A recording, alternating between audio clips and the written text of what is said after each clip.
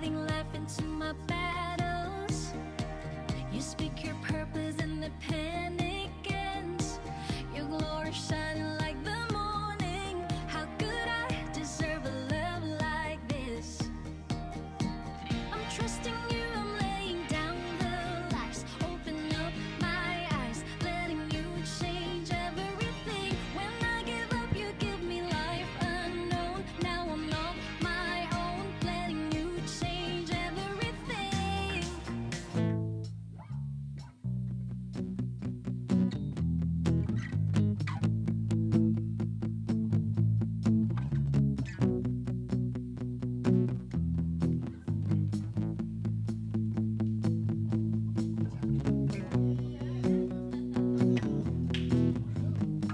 Morning, everyone. Why don't we all stand up as we praise and worship God? You know what, church, before we praise and worship God this morning, I want to share this verse to you.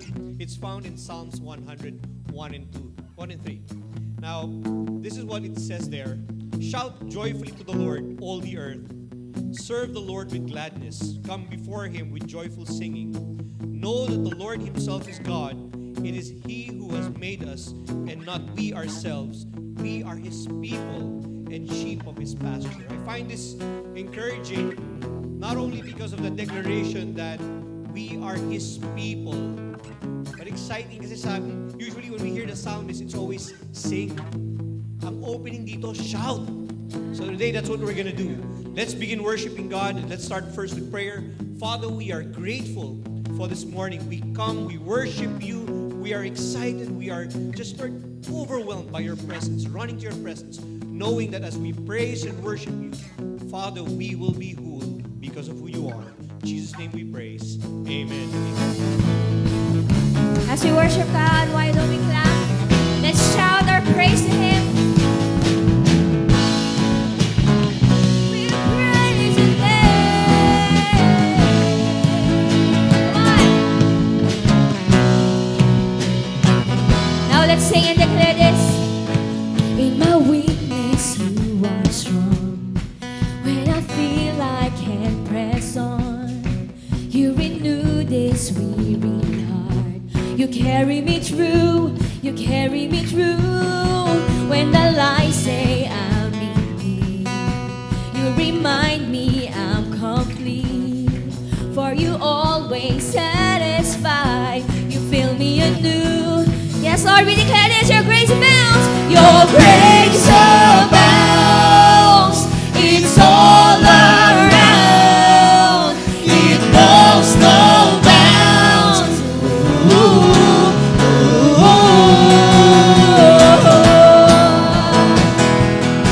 Your grace abounds. We worship your name, God. Why don't we sing this again with all gladness in our hearts? In my weakness, you are strong. When I feel I can't press on, you renew this weary heart. You carry me through. You carry me through. When the lies say I'm in, you remind me I'm complete. For you always satisfy. You fill me anew. You fill me anew. Come on, let's sing this. Your grace abounds. It's all around. It knows no bounds.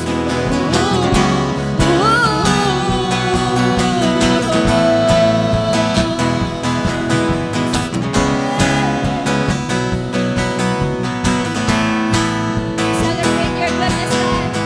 Now let's declare this. Your grace so bright, I brought to life.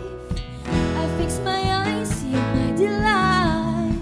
A grace so bright, I brought to life. I fix my eyes on you. Why don't we sing this with all our hearts? A grace so bright, I brought to life. I fix my eyes, you're my delight. A grace so bright, I brought to life. Come on, with all our voices, let's sing and declare. A grace so bright, I brought to life. I fix my eyes, you're my delight. A grace so bright, I brought to life. For the last time we sing and declare. grace so bright, I'm brought to life. I fix my eyes, you're my delight. A grace so bright, I'm brought to life. I fix my eyes on you. I fix my eyes on you. Now let's shout this. Your grace abounds. It's all around. It knows no bounds. Yeah, let's sing. Your grace abounds. It's all around. It's all around. For the last time we sing and declare, your grace abounds. Your grace abounds. It's all around.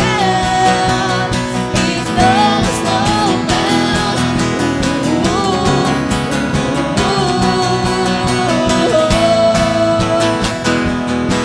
Your grace abounds. We sing the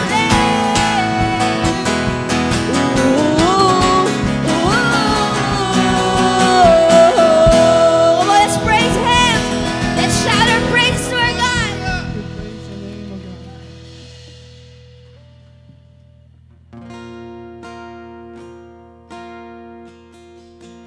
Lord, as we shout and declare that your grace abounds in our life, Panginoon. May we be reminded today of your gratefulness. That in every creation, Lord God, that you did, your goodness was breathed. All of your creation, God, is good. And when you created God, us, God, humans, man, you just sealed it by saying, very good.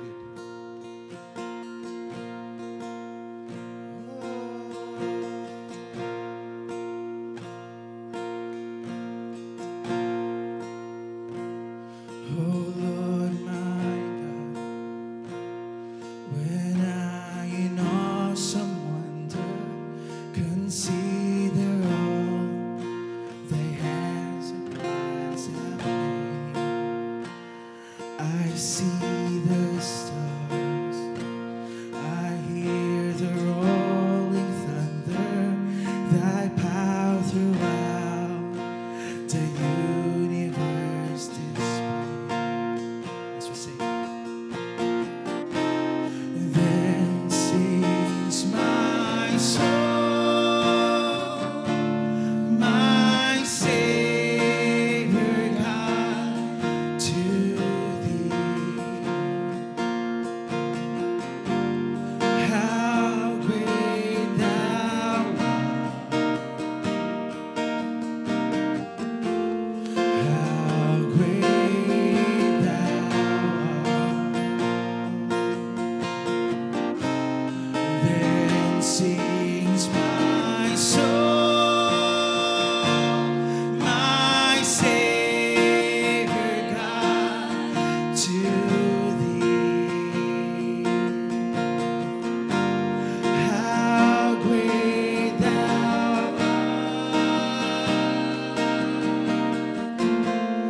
how great thou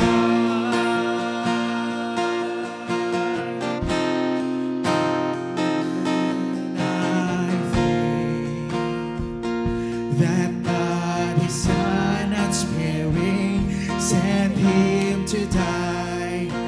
I scarce can take it in. That on the cross, Then on the cross, my burden gladly bearing, He bled and died to take away my sin. With all our voices we declare, yes God. Then sings my soul, my Savior God, to thee. How great thou art, how great thou art. Let's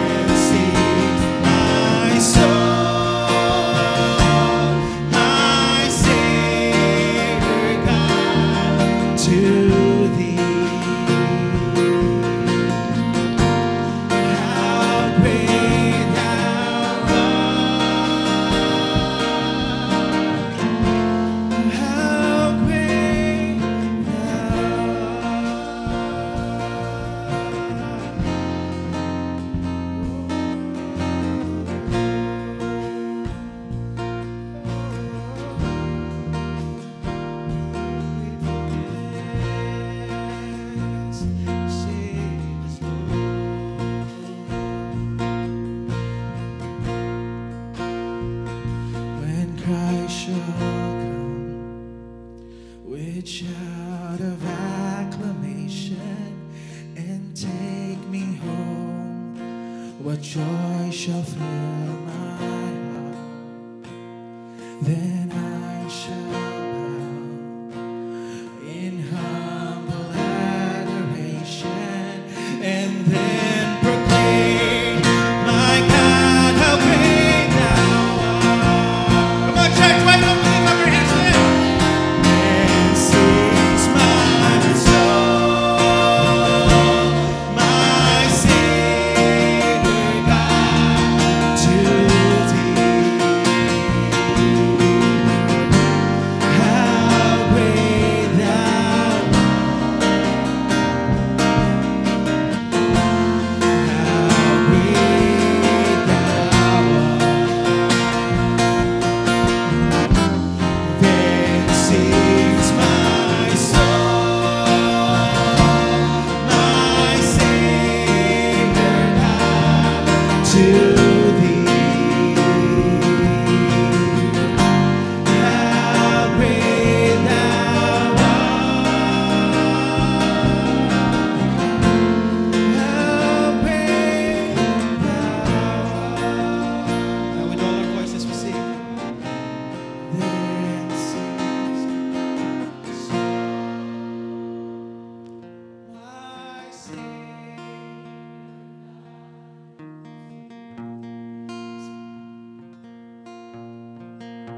How great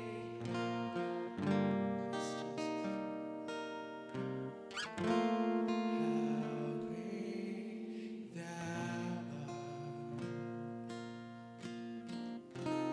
Then sings my soul, my Savior God, to Thee. How great thou art. How great thou art. For the last time we declare, how great thou art. How great thou art. Bless your name. Glorify you, Lord. Magnify you. Presence be filled in this place as we continue worshiping you from our hearts.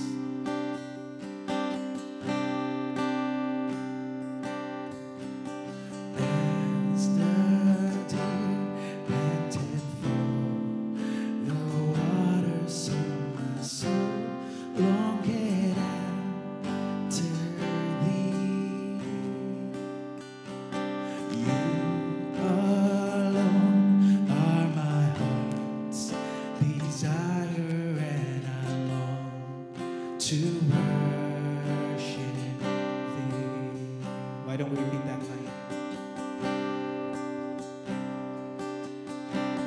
As the deer panted for the waters of my soul, longeth after Thee. It's you alone. You alone are my heart's desire, and I long to worship Thee. You alone are my strength, my shield. To You alone may my spirit yield. You alone are my heart's desire, and I long to worship Thee. My friend, and You are my brother, even though You are a king, and I love You more than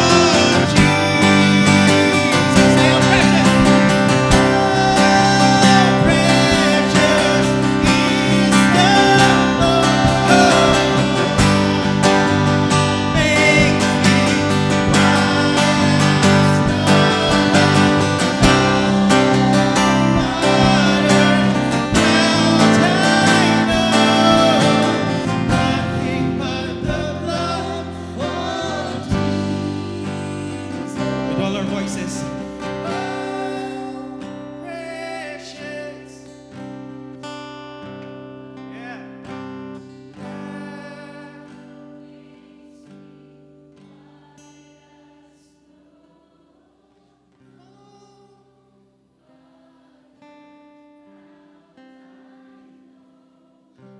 Nothing but the blood. Nothing but the blood of Jesus. Now for the last time we declare. Nothing but the blood of Jesus. Praise His name. Hallelujah.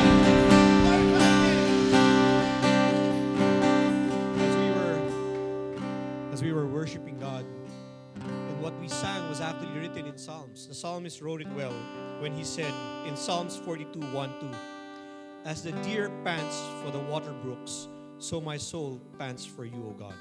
My soul thirsts for God, for the living God. When shall I come and appear before God?" That's who we are. Lord, we're a deer panting for water. Excited. Pero Lord, di pa rin kami makinom kasi looking around, are we safe? Are we at peace? But Father, in you, we find peace. Not only that, ang ganda ng declaration sa John 1:7. It says here, in John 1, verse 6-7, it says there, "If we say that we have fellowship with Him and yet walk in darkness, we lie and do not practice the truth. But we walk in the light as He Himself is the light. We have fellowship with one another. And the blood of Jesus, His Son, cleanses us from all sin." Amazing, amazing. Kasi number one, we can't run in the dark. We will stumble. But because of God, who is the light, not only do we run, do we walk, pero pag nakita natin si God, we will run towards Him. And that's what we do this morning. When we praise, we worship Him. It's an invitation saying, Lord, you are God, you are King, and you are Dad. Let's pray. Father, we are grateful for this morning because you declared that we are your people. Lord, you are our King and you are our Dad. And because of that, your people will make a grateful noise. In Jesus' name we pray. Amen. Amen. Let's praise the word of God. And morning, everyone. You may take your seats. Okay. Before you settle down your seat, give your neighbor a big smile. Yeah, big smile. Yeah. It's exciting to see people here in church. My name is Mel Camus. I'm one of the young volunteers. YP, Young Papa. Yeah, para lang klaro, Young Papa. And as we give this morning, I'd like to share this verse with you. It's found in Romans 10:13-15. "For whoever will call on the name of the Lord will be saved." That's a promise. But then, how will they preach unless they are sent? Just as it is written, "How beautiful are the feet of those who bring good news of good things." Diba? How will they say, it says, "And how will they call on Him in whom have not believed? How will they believe in Him whom they have not heard? And how will they hear without a preacher?" That's what we do when we give our tithes and offering. 3 ways to give, 3 ways to take part. Actually, it's pray, give, and go. And this time, what we're going to do is we're going to give and we're going to pray. And let's pray. Father, thank you for this morning to take two steps. First one, to pray in worship, to stand in the gap between us and the missionaries and what your work you've asked us to do. But at the same time, thank you, Father, for allowing us to give, to take part, not only in the mission, but also in building the church. Bless your name, O Lord. In Jesus' name we pray. Amen. Amen. What we'll do is we'll give you 5 minutes to write up your tithes and offering. But at the same time, we have several ways to give. One is you could give online. You could give through credit and debit cards or GCash, PayMaya. Please go to Victory Laguna website and fill up the form there. The reason for that is we would like to acknowledge your giving and give a full account of what we've received. At the same time, we have an offering box. You could put your envelope, you put your tithes and offering on your envelopes and put them at the offering box. By the way, please do not leave them on the chair because somebody might think that it's an answered prayer. It is not. The box is at the back. Okay ba yun? Okay. So, why don't we take time to write our tithes and offering, and we'll spend 5 minutes to do that. Heart become your throne. Almighty, nothing comes close. My soul is safe within my Savior. There's no other love that's greater. My heart has become your throne. Almighty, nothing comes close. My soul is safe within my Savior. There's no other love that's greater.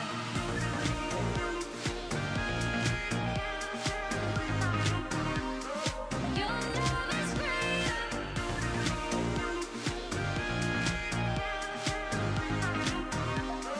Your love is greater. Your love is lighting up the darkness. Fear is scattered and my worry quits.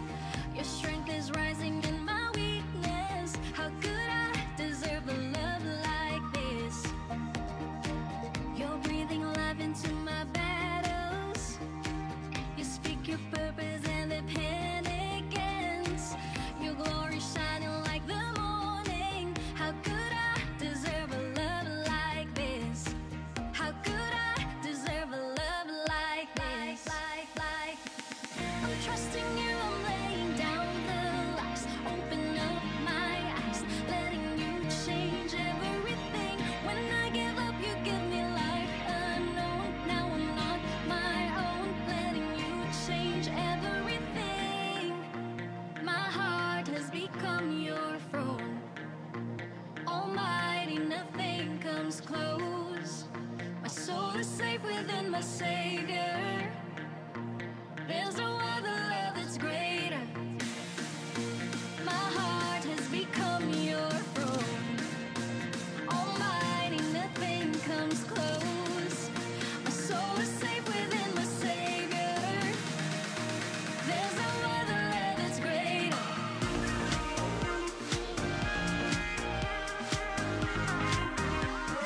Your love is greater.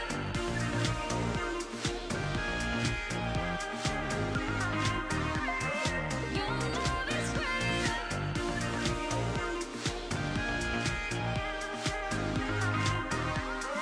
Your love is greater.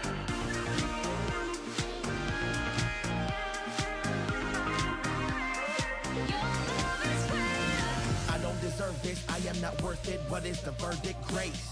Loved and forgiven, saved by the risen King, so I give you praise. I will stand tall as I answer your call. This life I will live by faith. Because you deserve it, yes, you are worth it. I'm at your service, amen. Light in the darkness, love to the heartless. No one can stop this, go. Yes, you are greater, with you I am brave, but no one can top this, whoa. Your kingdom is coming, your glory is showing, and so I will give my all. Yes, I will go, ready to show, let the whole world know. My heart has become your throne. King of kings, Lord of lords, Almighty, nothing comes close. nothing My compares. soul is safe within my Savior. Safe in your arms, There's no other love that's greater. yeah. My heart has become your King throne. of kings, Lord of lords, Almighty, nothing comes close. My soul is safe within my Savior. safe in your arms, There's no other love that's greater. yeah. Let's go.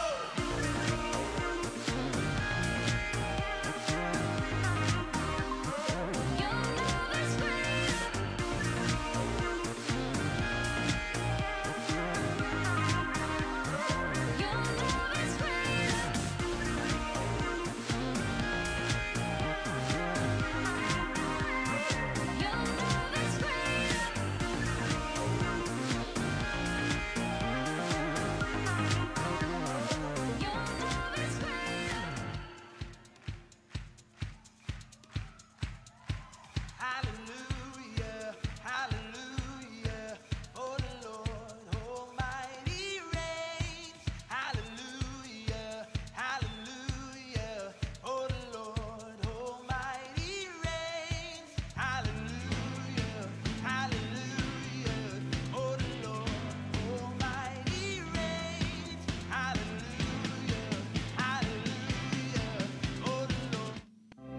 shall be holy, for I am holy.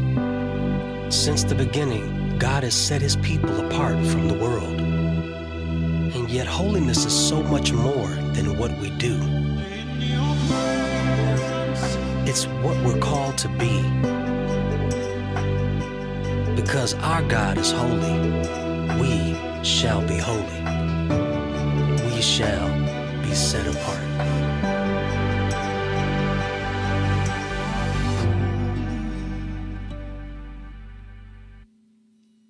Okay, good morning everyone. Magandang umaga po sa inyo lahat. And again, welcome to our church. This is 11 a.m. service. 11 a.m. service. We are Victory Church Calamba with feedback. Yan na, wala na. Victory Church Calamba. We are a church that honors God and make disciples. Yan po tayo. If you do not know me, my name is Jared. I'm one of the pastors and ministers here in our church. And right now, we are continuing our series entitled Set Apart. Yan, pakisabi naman sa katabi mo, Set Apart. Now, before tayo mag-dive into the Word of God, let me just ask you this. Kamusta ka? Yan, pwede mo bang kamustahin lang yung katabi mo? Yan, no? O pagka malaki yung crowd natin, hindi tayo masyado nakapagkamustahan eh. Oo, grabe, no? Tinanong nyo lahat. Alam ko, hindi nyo naman ako tinatanong kung kamusta ako kasi tinanong mo yung katabi mo, ako di mo. Pero ganun tayo mga Pinoy, di ba? Pag kamusta ka, ang sagot lang naman ay okay lang. Oo, kahit hindi, di ba? Yan, alam ko, di nyo ako tinatanong kung kamusta ako, pero magkwento na lang ako na mabilis. Last week, meron akong pinuntahan with my friends. Tapos, nung nag-drive ako, tapos medyo malayo na yung aking narating, na-realize ko, wala pala akong dalang lisensya. Nangyari na ba sa inyo yun? Sino dito naka-experience ng ganon? Di ba? Nakarating ka na dun sa pupuntahan mo, pag tingin mo wala ka palang lisensya, sino sa inyo may confidence pa rin kayo mag-drive pabalik? Di ba? No? Hindi ko alam kung ganito rin yung mga nakaranas na. Pero feeling ko talaga, nung moment na yun, sana hindi ko na lang nalaman. Meron din ba sa inyo ganon? Yung kasi kung hindi ko alam, confident lang ako na uuwi. Pero mabuti na rin. Kasi kung nalaman ko, di ba pag nahuli ka, tapos nalaman mo, wow, wala pala akong dalang lisensya, naku, patay na. O yung mga ganong moment. Pero yung ganong experience ko last week, usually ganon naman yung pakaramdam kapag nawawalan ka ng mga bagay, di ba? Sino sa inyo yung may katabi kayo, mukha lang. Mukhang malilimutin. Yan, naalis ng bahay, walang wallet. Yan. Maalis sa bahay, yung pupunta sa kabilang kwarto, pagdating doon, ba't nga ba ako pumunta dito? Yung mga ganon. May mga naiiwan, may mga nakakalimutan. Yan, let me ask you this. Ano yung feeling kapag nawawalan ka ng isang bagay na mahalaga sa'yo? Yan. Na-realize ko lang, hindi lang pala yung mga tangible o yung mga nahahawakan yung pwede nating mawala. Pwede rin yung mga bagay na intangible. For example, oras, di ba? Sino sa inyo, pagka alam mo, nawalan ka ng oras, sino sa inyo napanood nyo na yung Rewind? Di ba? Top grossing film na daw. Dahil sa Philippines, top na ba? Number 2 pa rin. Hello, love, goodbye pa rin kasi ako. Pero, hindi lang time. Sleep. Tama, nawawala rin yung tulog. Tama ba? Sino sa inyo, may katabi kayo mukhang walang tulog? Sabihin mo, gising. May words para sa si Lord. Meron ba sa inyo, ang madalas mawala sa inyo, pasensya? Naku, yung mga misis na bigla, nawawala ng pasensya. Now, let me ask you this. What would you feel kapag nawawala yung mga bagay na to? Yung mga intangibles. What would you feel kapag nawalan ka, for example, something very spiritual, something that is very true in all of us. What would you feel if you lost your holiness? Yan, set apart, sabi natin, ibig sabihin nito, holy. Yung series natin, this is for us to have a deeper understanding of the holiness of God and how it applies in our lives. And today, we're going to talk about holiness lost. Yan, ano nga ba yung nangyari nung nawala ng holiness ang humanity? And with that, we're going to read from our Bible in Genesis chapter 3, verses 1 to 5. If you have your Bibles with you, you can open it up. Genesis chapter 3, verses 1 to 5. And maaari po ba tayong tumayo as we read the Word of God? Ito po ay ginagawa natin out of reverence, respeto sa salita po ng Panginoon. Sabi po dito, basahin natin verse 1 to 5, then we'll skip to verse 21. It says here, Now the serpent was more crafty than any other beast of the field that the Lord God had made. He said to the woman, "Did God actually say, 'You shall not eat of any tree in the garden?'" And the woman said to the serpent, "We may eat of the fruit of the trees in the garden, but God said, 'You shall not eat of the fruit of the tree that is in the midst of the garden, neither shall you touch it, lest you die.' But the serpent said to the woman, 'You will not surely die. For God knows that when you eat it, your eyes will be open and you will be like God, knowing good and evil.'" Let's fast forward to verse 21.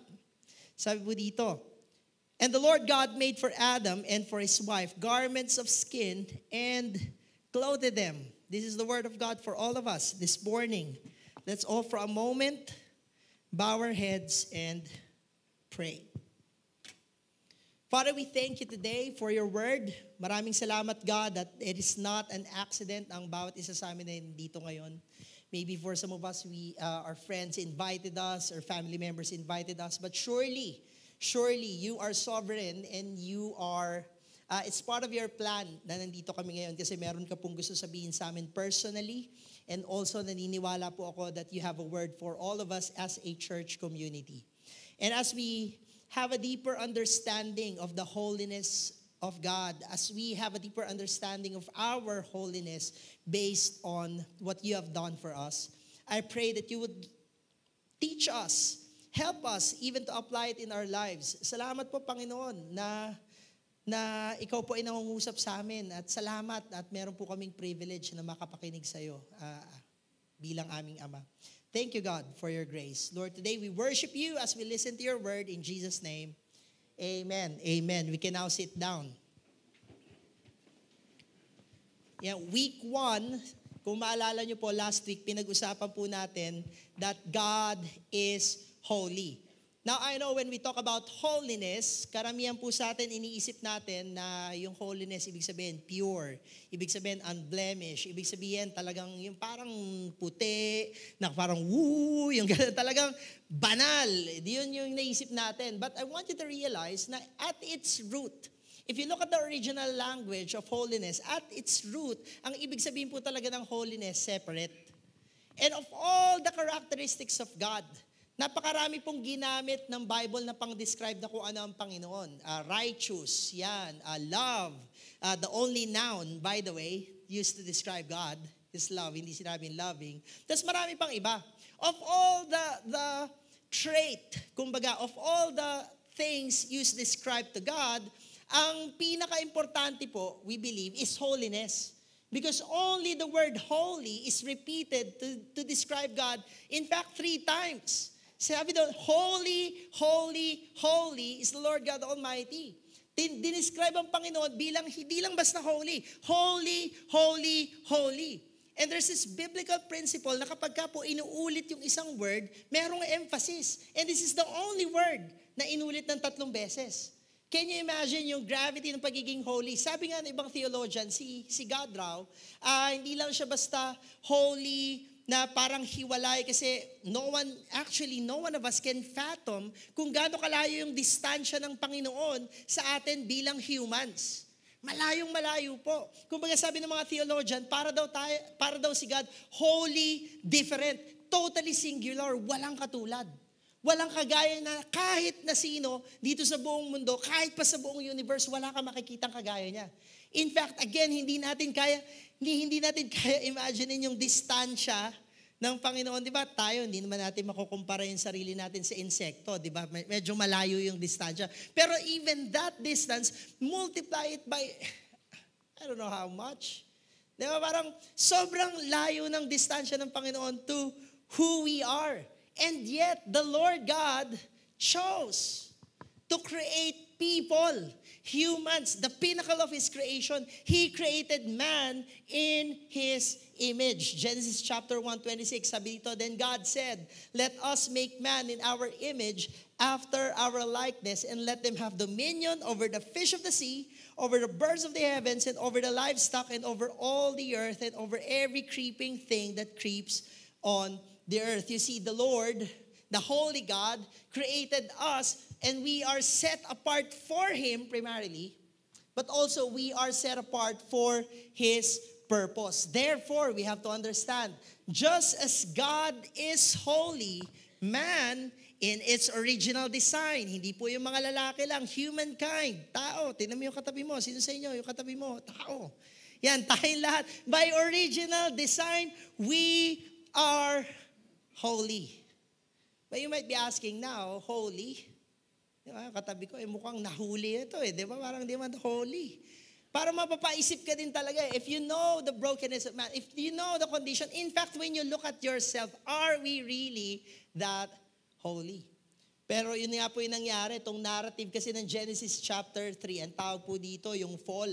Dito po nangyari yung nawala po yung holiness na kasama ng original design. Holy talaga tayo, kaya lang dahil dito sa fall, medyo hindi na. Hindi na talaga. Now, merong pumasok dun sa narrative po ng kwento. In verse 1, sabi dito, now the serpent was more crafty than any other beast of the field that the Lord God had made. Now, imagine a perfect world. Parang garden na talagang walang sin na nandun. Tapos lahat ng, yung creation, maayos. Tapos may pumasok, serpent. Sabi doon, serpent was more crafty. Pag sinabi po natin crafty, it means clever in achieving one's own agenda in a deceitful way, deceitful methods. Merong agenda itong serpent na to, tapos medyo, niloloko niya yung kung sino yung kausap niya. Now, here's the thing. Itong pinag-uusapan natin, Genesis, no, kapag sa history, ito po yung simula. Pero I want you to understand that even today, the serpent is still active. Even today, the devil, which was represented by the serpent back then, is still active and still crafty. Ganun pa rin. Naloloko pa rin yung kaaway ngayon. And if we are not careful, even as Christians, we can actually fall into his schemes. And in fact, ang maganda naman dito, pag binasa mo yung buong account ng fall, medyo ma-discern mo kung ano yung pattern na ginagawa ng kaaway, kung paano niya tayo niloloko. In the next verse, sabi dito, he said to the woman, did God actually say? Grabe, the very first attack ng enemy sa atin, even up to today, is to attack the Word of God. Kasi if, in their case, if the serpent can make Eve doubt the Word of God, then the battle is half won. Halos panalo na siya. Ganon din sa buhay natin. Merong mga doubts na sinusowang enemy sa atin na did God really say that He loves you? Did God really say that He will provide for you? If you're praying for healing, did God actually say that He will heal you? And if we do not know the Word of God, if we do not hold on to the Word of God, kahit pa po gaano tayo kagaling, we can be, if we're not careful, deceived. In fact, sabi nga dito ni Satan, di ba? Did God actually say, you shall not eat of any tree in the garden? Master na master talaga eh. Kasi kapag tiningnan mo yung original command ni God, hindi naman yan yung sinabi niya eh. Pero parang yan yung sinabi niya. Finrame lang in a negative way. Sabi ni God, you may surely eat of every tree of the garden, but of the knowledge of good and evil, ay wag yan. Yun naman yung sinasabi ni Lord. Kumbaga, ang focus is the availability of every tree in the garden. But Satan, in his deviousness, talaga ang finocus niya yung wala sila, no? Alam mo yun, yung parang marami ka naman sapatos, pero, di ba, lalapitan ka ng demonyo, bubulungan ka, o wala ka pang ganun. Yan, di ba? Para kung ano pa yung wala ka, yun pa i-highlight. Negative na negative yung sinasabi ni Satan dito. In verse 2, sabi dito, and the woman said to the serpent, na by the way, ito din yung mali ni Eve, no? Kinausap niya yung serpent. Kaya pag nakakita po kayo ng talking serpent, huwag niyo kausapin. Instead of turning away, Eve made a conversation, may discussion pa. Eto. And the woman said to the serpent, we may eat of the fruit of the trees in the garden, but God said, eto na, you shall not eat of the fruit of the tree that is in the midst of the garden, neither shall you touch it lest you die. Ang tanong, yun nga ba talaga yung sinabi ni God? Now, if you compare it dun sa original command, which was, by the way, given to Adam, hindi Eve. So, sa mga babae po dito, we're not in any way blaming you. O, kayo kasi yung kumagat sa apple. Unang-una, hindi yun apple.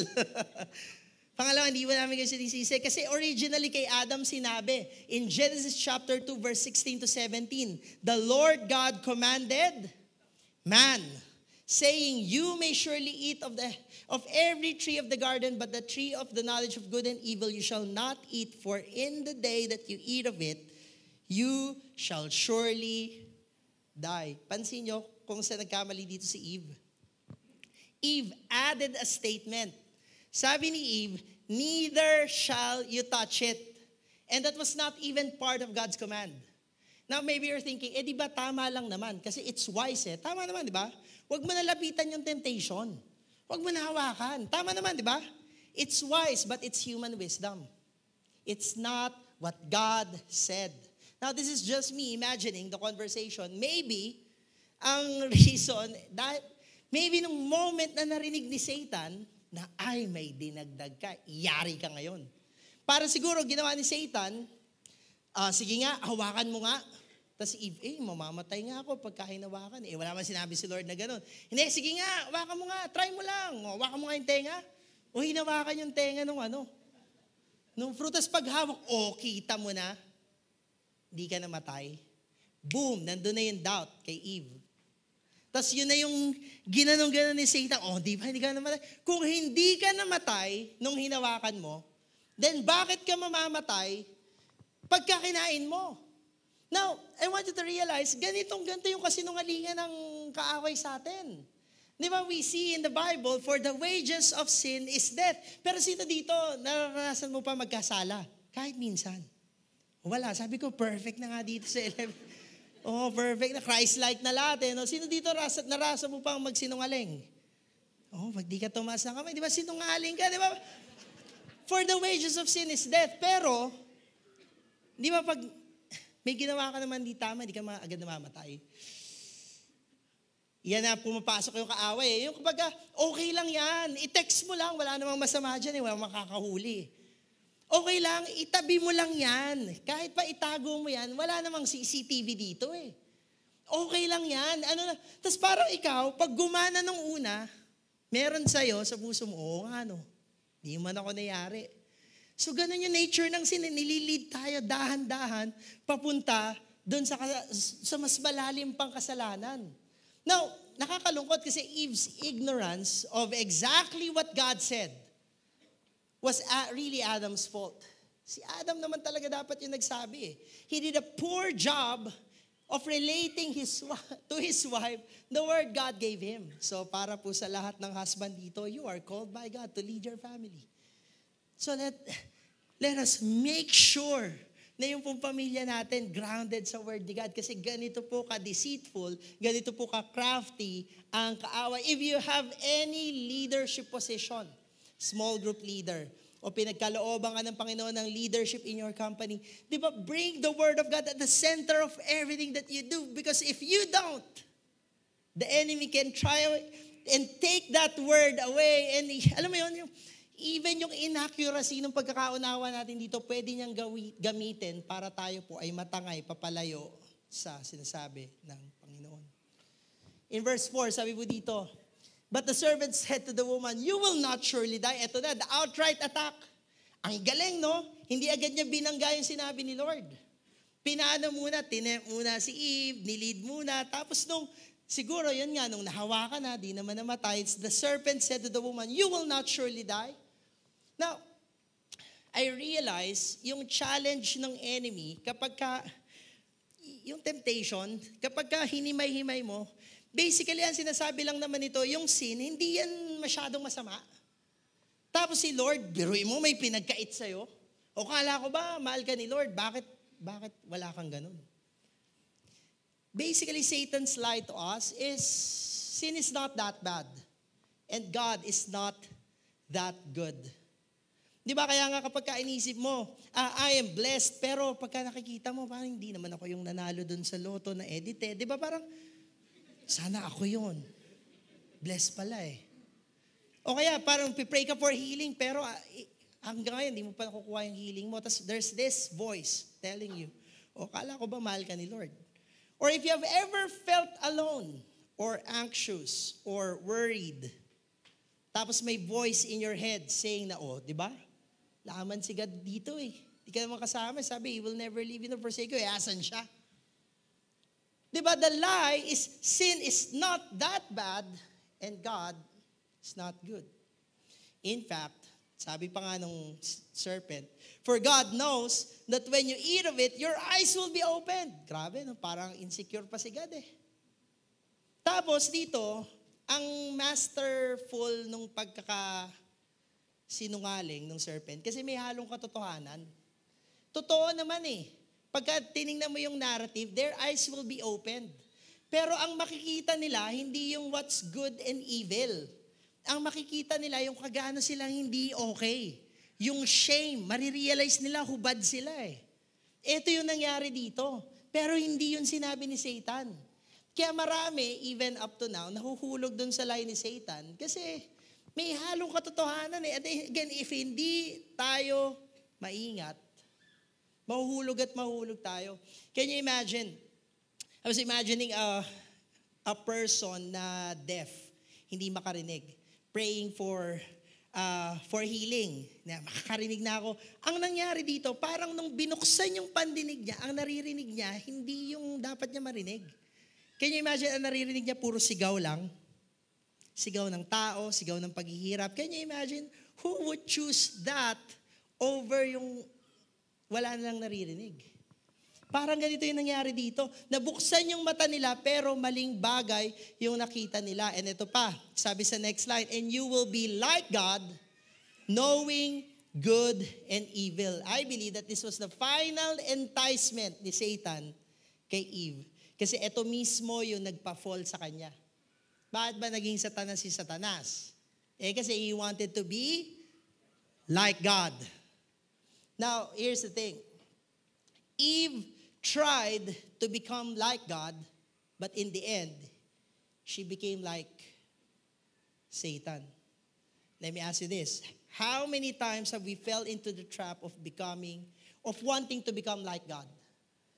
Trying to define what's good and what's evil. Lord, ito, okay sa akin to. Pero yan, kahit pa sinasabi mo yan sa salita mo, parang hindi para sa akin yan. How many times have we taken the role of God na supposed to be, siya yung nagdidirect sa buhay natin, pero tayo, minsan, mas marunong pa tayo sa Kanya? How many times have we taken the role of God when it comes to finances? That the Bible says, everything in the earth belongs to Him, pero we don't even ask Him kung saan pupunta yung finances natin. How many times have we taken the role of God sa buhay natin when it comes to using our time, our talents? Now, alam ko medyo mahirap pakinggan, pero there are so many times that we have wanted to be like God, and at the end of it, we ended up becoming like the other guy. Verse 6. Sabi dito, when the woman saw that the tree was good for food, and that it was delight to the eyes, and that the tree was desired to make one wise, she took of its fruit and ate. In 1 John chapter 2:16, may dinescribe po na na progression, or in a sense, the root of all temptation. Meron doon tinutukoy that the lust of the flesh, lust of the eyes, and pride of life. And it's actually reflected here. The lust of the flesh is when Eve saw that the fruit is good for food. The lust of the eyes is when Eve saw that it was a delight in her eyes. And the pride of life took root nung naisip ni Eve that this will make me wise. That I will not rely on the wisdom of God because I want to have a wisdom of my own. Na hindi na lang si God ang magde-define ng what's right and wrong, pero ako magkakaroon ako ng ganong ability. That's a pride of life. And because of that, ito yung nakakalungkot dito, sadly, she gave some to her husband who was with her. And he ate. Kaya hindi namin po sinisisi yung mga babae dito eh. Pero wag niyo din sisihin yung mga lalaki. Si Adan at si Eva na lang sisihin natin pagdating natin sa langit. Tabihan mo, gano'n. Pero pag tinignan mo dito, actually pag tinignan mo yung Bible, kaya po mas responsibilidad ni Adan. Kasi si Eve naloko eh. Pero si Adan, kinuha niya yung fruit. Eyes wide open. Siguro nung nakita niya pagkagat ni Eve dun sa fruit, Di namatay. Oh, di naman pala namatay eh. Tapos masarap pa? Si Eve, So, ako nga rin. But instead of leading, because of his passivity, humanity fell. Now, ito yung nangyari. Humans were originally set apart as representatives of God. Image bearers nga eh. Created in His own image. And also, we were set apart to rule over everything, set apart for His purposes. But because of sin, yung humans were set apart as representatives of God. Instead, they chose to follow their own agenda. Nakita nila ano yung wala sa kanila. Ginusto nila yung bagay na hindi naman dapat sa kanila. Instead of humans being set apart to rule over everything, no, they chose to obey the serpent and sin. Nakakalungkot kasi instead of being set apart for God, they set themselves apart from God. Originally, ang design is for us to have a relationship with Him, but because of sin, nagkaroon ng divide, tapos inilayo nila yung sarili nila kay God. Their holiness was lost. And maybe you're here thinking, si Adam at si Eve naman yun. Now, sa totoo lang po, mas malala po yung lagay natin. Kasi si Adam at si Eve, nagsimula sila ng banal. Pero nahulog sila sa kasalanan. Tayo po, dahil sila po yung ating mga unang magulang, si Adam at si Eve, nagsimula po sa kanila ang lahat ng tao. Tayo po, meron tayong tinatawag na sinful nature. Ang starting point po natin, kasalanan agad. So mas malaking problema. If you're saying, kasi ganito nun sa Sunday school di ba? Yung kinagat ni Adam at Eve, yung prutas, kaya yung iPhone mo may kagat, si Eve talaga yun. Iisip natin, parang, eto aminin natin, di ba? Meron ba sa inyo, naisip nyo, grabe naman laki ng kasalanan nila. Ganun ba kalaki yun? Kinagat lang yung prutas? Pero it's more than that kasi. Adam and Eve chose to trust a talking snake instead of the God who created them. Si Adam lalo kitang-kita niya kung ano yung mawawala sa kanya. And yet pinili niyang kainin yun. Now imagine that kung sila nag-fall, di pa paano pa tayo? We have a proclivity to sin because of our sinful nature. So we are in no way in a better condition than them na masasabi natin, si Adam at si Eve lang yung kayang lokohin. Kung ako yung nandun, kinain ko yan. Hindi. Lahat po tayo, pwede po tayo mahulog sa temptation ng kaaway. In fact, if you know the narrative, the response of Adam and Eve when they lost their holiness mirrors what we typically do when we sin against God. Una-una, pagka tinignan natin, tayo po pagka nagkakasala, we cover. Si Adam at si Eve, tinry po nila na i-cover yung sarili nila ng fig leaves. May nakakita na ba sa inyo ng fig leaves? Alam niyo ba kung ano yung fig? Baboy. Hindi, ano yun? Dahon yun ng mga maliliit. Now, if you know what fig leaves are, then surely you will know hindi yun enough para i-cover yung katawan nila. Pero it's a desperate attempt of humanity to try and take things that would try to cover them. And in fact, we may not be covering ourselves right now with fig leaves, but surely we are covering ourselves up with self-righteousness. Tama ba? Kaya nga pumasok yung religion kasi bawat isa sa atin, meron tayong parang internal weighing scale na gusto natin, pag may nagawa ka masama, gumanon, ay kagawa naman ako ng konti mabuti para mabalanse. Ganon yung mindset natin Kaya gusto natin bumait kasi para pag tinignan mo, gusto ko bumait para kapag kinuha ko ni Lord, tas mas mabigat yung kabaitan ko, mapunta akong langit, di selfish pa rin. Hello? Hindi talaga na-cure yung heart. Any of our attempt to cover ourselves, hindi mag-work. Parang yung kay Adam at Eve. Yung iba nga, kino-cover yung sin with sin. Alam mo yung lies, leading to more lies, leading to more. Alam natin, marami tayo napapanood na ganito Alam niyo yung Netflix series na Beef? Hindi yung tungkol sa karne. O anong nangyari doon? Nagkasalubong lang sila, tas road rage. May nakaranas ba sa yung road rage? Ayaw umamin. Di ba? Nagbusina na gano'n.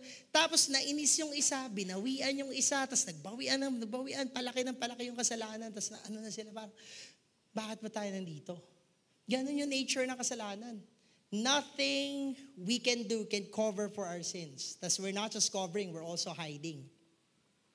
Si Adam at si Eve, nung nagkasala sila, nagtago sila kay Lord. Sabi dito, when they heard the sound of the Lord, God walking in the garden in the cool of the day, the man and his wife hid themselves. It's as if you can hide from God. Pero how many of you know that even today we're doing this? Kaya nga pag nagkakasala tayo, hirap tayo magdasal eh. Kaya nga may mindset tayo mga Pilipino na pag pumunta tayo sa simbahan, matutunaw tayo eh. Kung totoo yun, edi yung katabi mo mukhang ice cream. Buti na lang hindi. Kaya nga meron tayong kaya nga ayaw natin ipakita kung ano yung mga iniisip natin sa iba Kaya nga natatakot ka Kapag ka naiisip mo na in the last day, parang may malaking monitor, papakita, magpa-flash yung buong buhay mo. Narinig mo na ba yung ganon? Buti na lang hindi ganon. Kasi nakakatakot we hide when we sin. But we're not just hiding, ito yung pinaka-evident. We blame. Dito yung ginawa ni Adam dito. Nung sinabi na ni Lord, bakit mo naman kasi kinagat? Sabi ko nga, wag. Sabi dito, the man said, the woman whom you gave to be with me. Ang galing mag-blame, Hindi lang niya basta sinisi si Eva, sinisi rin niya si Lord. Ikaw kasi Lord, kaya ako nandito sa sitwasyon na to, nilagay mo ako dito. Lord, ikaw nagbigay ng asawa ko, yan tuloy. Hindi nakaka-relate yung asawa, huwag ka mag-alala. Sila lang to. Tapos ito pa, then the Lord God said to the woman, what is this that you have done? And I'm imagining the tone of God here must be very, heartbroken. But the woman said, the serpent deceived me and I ate. Pero alam mo, kahit anong deception nung serpent, hindi siya yung naglagay sa bibig ni Eve. Minsan tayo, biniblame natin yung temptation Di ba, nagda-diet ka, o ano na ngayon, matatapos na January, sira na yung diet. Di ba, parang, tingin mo, pastor, na-tempa ko, mukhang masarap hindi naman lumipad sa bibig mo yan. Desisyon pa rin natin, tama ba? Pero tama ba, pagka pumapasok na yung sin, when we lose touch of our holiness, ito yung nangyayari, we cover, we hide, we blame. Blame everything. Blame the government, blame our situation, blame your past, blame your parents. Pero the last person that we would blame is ourselves. Now, dahil dito, sa nangyari nito kay Adam at kay Eve, again, napahiwalay sila sa Panginoon. At dahil din sa kasalanan, tayo po mga kapatid, we are tainted, separated, and alienated from God. You have to understand this. Sin breaks our identity given by God and severs our fellowship with Him. Now, let me clarify. If you are a Christian, your righteousness is God-given. It's by grace. Hindi mo yan pinagtrabahuan. Malinaw yan sa Ephesians chapter 2, verse 9 to 10. Tapos binigay lang yan ng Panginoon sa iyo by grace and you only have to receive it by faith. Tama ba? Pero, even if you're a Christian, if you continue to live in sin, it will break your identity. Or not really break your identity, but your understanding of your identity. Dadating yung time, sa puso mo, hindi ka na buo. Kasi alam mo, head knowledge, sabi ng Biblia, you are righteous. Pero yung actions mo, hindi ka righteous. So may confusion, may disintegration sa puso. Yun yung nangyayari when we continue on sinning. So you may be here right now and you're saying, papatawarin naman ako ni Lord kasi by grace, tama ka. But it will break your identity. It will cause a disintegration in your heart. Not just that. If you are a Christian, yung fellowship natin o connection natin kay God, yung tinatawag na in Christ, pag binabasa mo yung epistles, hindi mo yan pinagtrabahuhan. Binigyan sa'yo by grace. Therefore, hindi mabibreak yung relationship. However, if you continue on sinning, the fellowship will be broken. How many of you know na, di ba, sa mga mag-asawa dito, hindi naman porke yung spouse mo o yung mister mo, pinisil yung toothpaste dun sa huli or iniwan na ganun yung ano, di ba? Hindi naman ibig sabihin, maghiwalay na kayo mag-asawa eh. Tama ba? Pero kapag ka na-open nyo isa't isa, di kayo magpapansinan, di ba? Pag pinabayaan nyo yan na ganyan at nabuhay kayo nang hindi kayo nagsusorry sa isa't isa, dadating yung time matagal na kayong hindi nagpapansinan. Mapapansinan ng mga anak nyo, kakalat na yun dun sa ano ninyo, tapos maapektuhan na yung buong buhay nyo, ganun yung kasalanan. Hindi nga nawawala yung pagiging anak mo if you are a Christian, pero if you continue on sinning, yung fellowship, yun yung nabe-break. And the bad news, lalong-lalo na kapag ka hindi ka Christian. Kasi there's no way na magiging anak ka apart from the grace of God. Apart from receiving what Christ has done for you. And in fact, mas malalabang news to, yung iba sa inyo, grabe, Pastor, encourage na kami. Puro masasama ang mga sinasabi mo. The Bible described us, yung condition natin before Christ, na you were dead. Now, a dead person cannot help themselves. Nakakita ka na ba ng gano'n? Yung dead. O, tulong naman, padala ko sa ospital. Patay na ako eh. Tapos walang level-level yan. Hindi yan pwedeng medyo dead. Di ba? Halos dead. Double dead. Hindi pwede eh. A dead is, di ba? Dead is dead.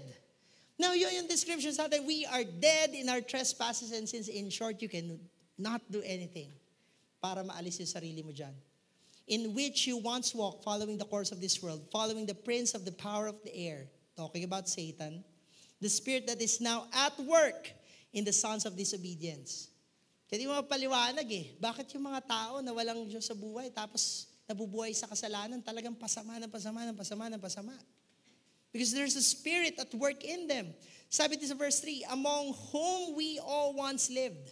If you're a Christian, alam natin to, dati tayong ganito eh.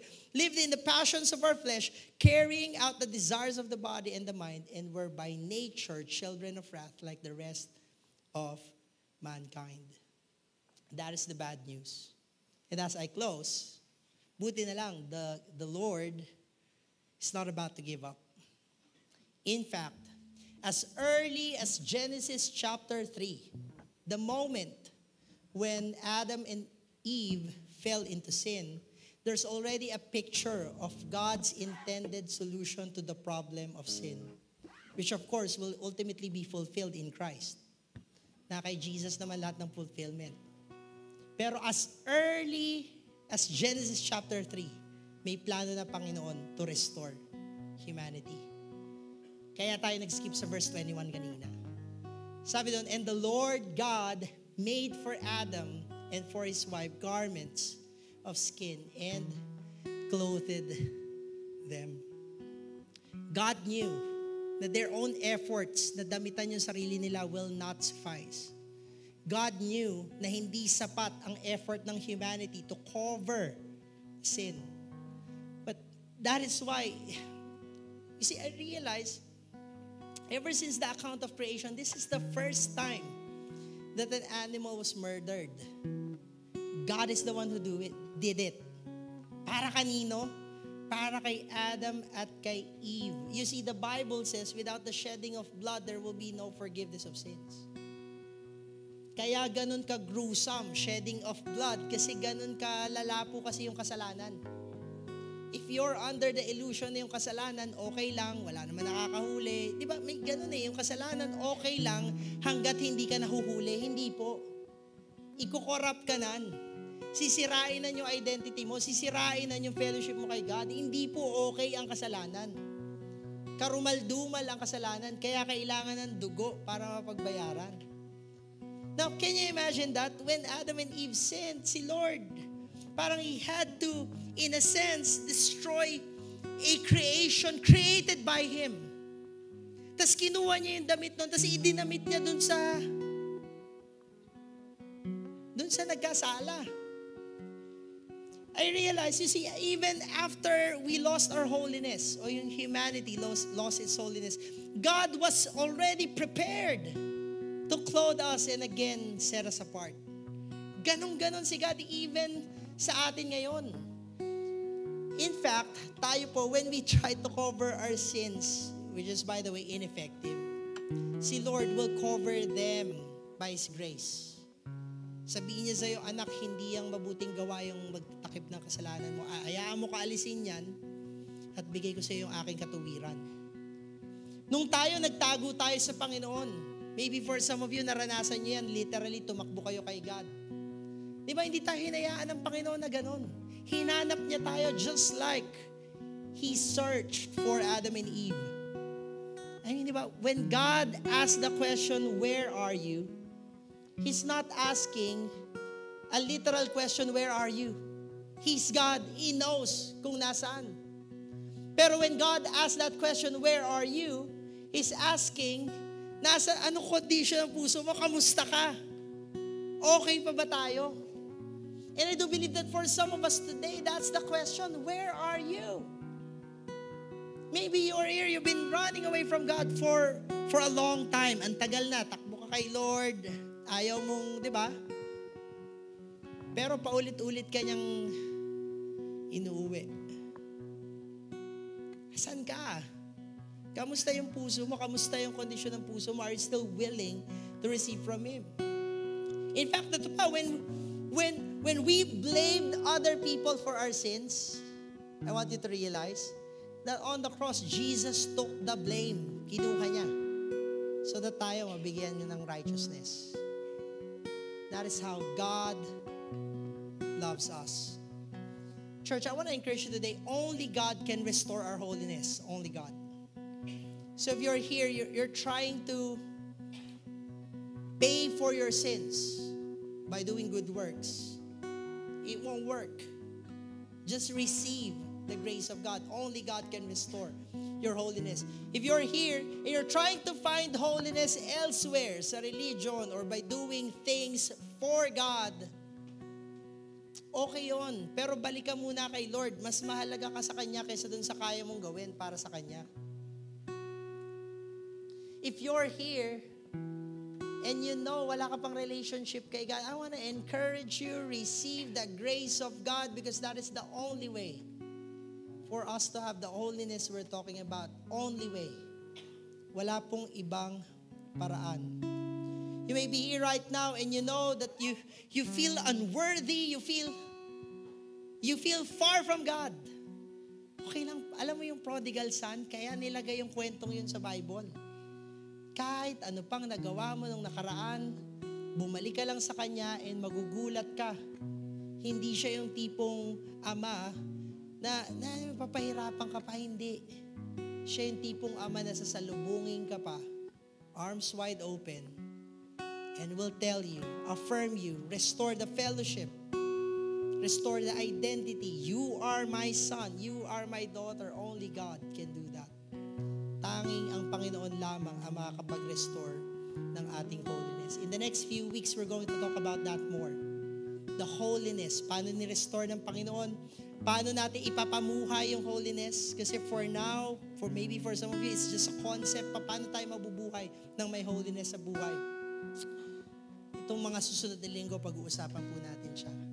But for now, if you're here and you know na Panginoon, malayo yung puso ko sa iyo, uwi ka na.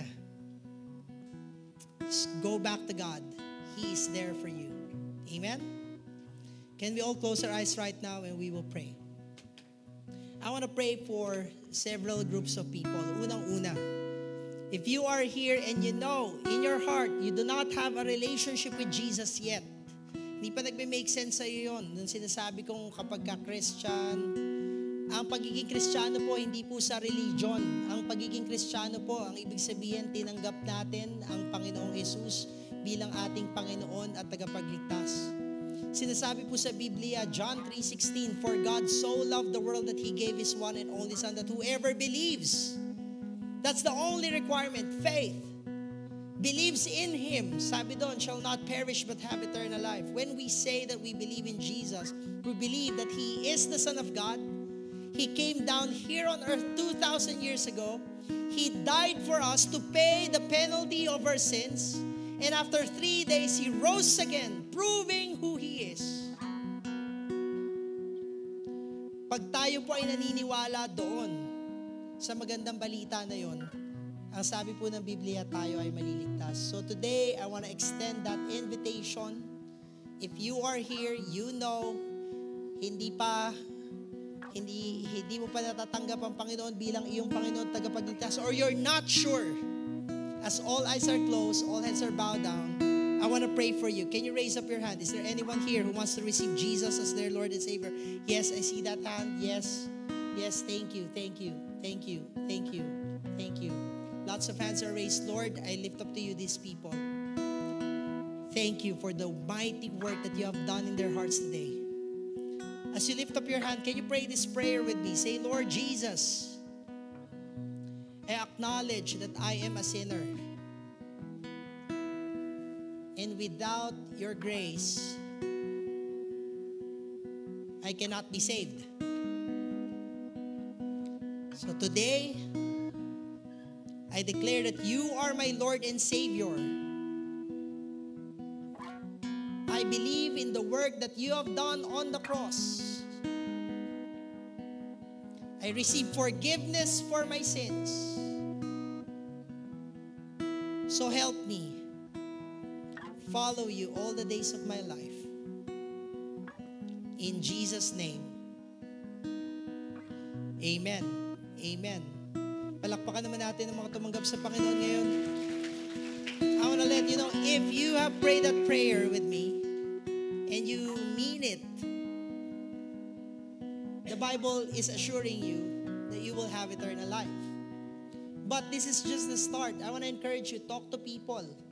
Mangusap ka sa mga tao, tas alamin mo kung ano yung tinatawag nating one-to-one. It's a booklet that contains 7 chapters of essential things that we need to know as new Christians para magkaroon tayo ng matatag na walk with God.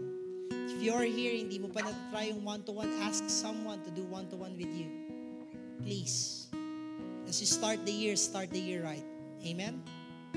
I'd like to pray for another group of people. Now, I realize maybe for some of us, nandun tayo sa kabilang side. We are already Christians. But, for a long time, you know na yung fellowship mo with God is not as vibrant as your fellowship with Him before. Parang nawala yung passion mo kay Lord. Hindi ka naman totally tumakbo, or maybe tumakbo ka kay Lord, pero alam mo, nawala eh. Parang, Lord, yung gana ko pagka nagpe-pray, yung gana ko pag nagbabasa ng Bible, nawala lahat.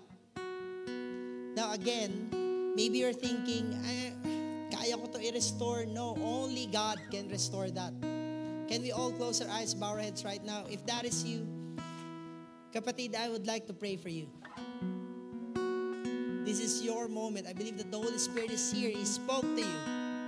I want to pray for you. If that is you, you're saying, Lord, restore to me the joy of my salvation. Lord, gusto ko po ulit ng matamis na relationship with you. Restore to me yung holiness that is seemingly lost. I don't know what happened. Maybe it's the circumstances in your life or a decision that you've made. Whatever it is, the Lord can restore that fellowship and that identity. Gusto ko tayo panalangin. If that is you, can you raise up your hand? You need God to restore the fellowship. Yes, so many hands are raised. Lord, I lift up to you these people. The fact that they are raising their hands right now, Lord, this is a declaration that, Lord, we want you. We want more than the blessing. We want you. So God, I ask that you will speak to them. Panginoon, whenever they will read their Bible, I pray that you will illuminate your word, help them understand in a deeper way. Lord, restore yung vibrancy, yung intimacy ng relationship nila with you. Lord, I pray that when they pray, they will feel your manifest presence be with them. Panginoon, ibalik mo yung gana. Ibalik mo yung passion for your mission. Ibalik mo yung passion for your name, because that is what you want for us, to have a vibrant relationship with you. So Lord, I pray that ito po mga nakataas na kamay, would you remove anything, Lord God, that hinders them, Lord, from fully relating with you. Lord, condemnation, tanggalin mo po, Panginoon. Yung sinasabi ng mga ibang tao, Lord, tanggalin mo yun, Panginoon. Lahat ng balakid, Panginoon, alisin mo so that mabalik po yung tamis ng pagmamahalan, yung tamis ng relationship with you. Lord, maraming salamat po for your grace and your mercy for your people. In Jesus' name.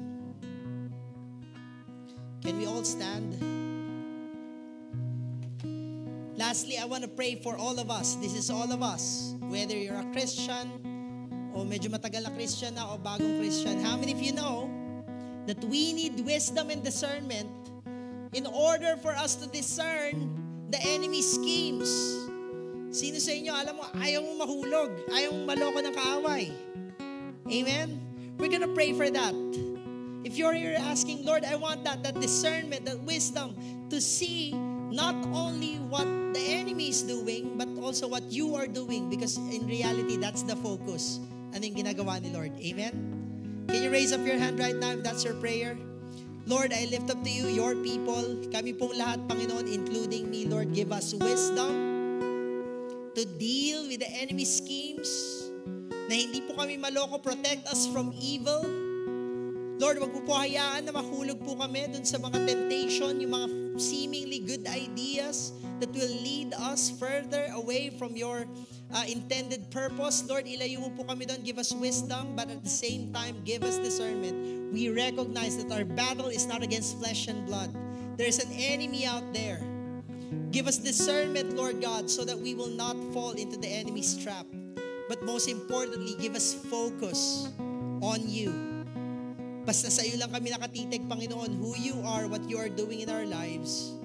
And Lord, automatically, hindi po kami mapupunta dito sa mga ginagawa ng kaaway. Salamat, Panginoon, as we lift up our hands to worship you because you deserve it all. Thank you, God, for your word today. Thank you that you have restored our holiness in Christ. Thank you, Lord Jesus. All this we pray in your name. Amen, amen, amen. Let's give God praise. Very important, before I pray a prayer of blessing for all of you, meron po akong quick announcement. Next month, we will be celebrating our 15th year anniversary! Yeah! Now, this is a quick announcement of what we will do sa buong buwan.